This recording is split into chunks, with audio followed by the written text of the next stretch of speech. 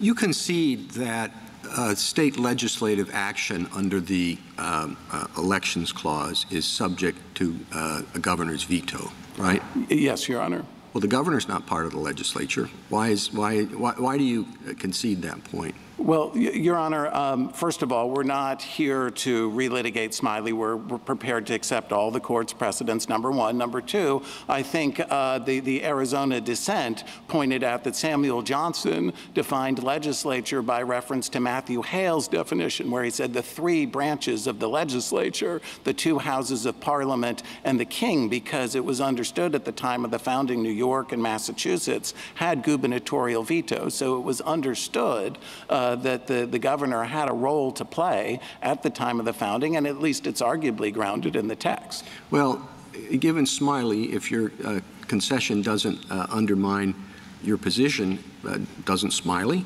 I mean, that's a pretty significant exception.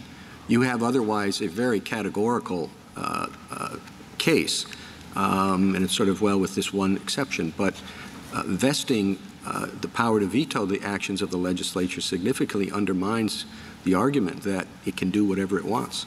Well, Your Honor, that's a procedural limitation, and as we understood Smiley, it was talking about defining the legislative power, and here we have a separate issue. We have trying to limit that legislative power. So however the legislative power is defined under Arizona, under Smiley, we are not, we can take those precedents as given, but what can't happen is there can't be a substantive limitation. Well, just last question, at least for a while. Why do you say it's procedural? Let's say the governor is opposed to the legislative action with respect to the elections then that the legislature endorses. He's the opposite political party, has a whole different view, and says, gives a speech saying, it's wrong because of this, not because of procedure. That strikes me as saying, they're supposed to have, two votes on it or whatever, and they didn't, or, they need a committee report. That sort of thing is procedure.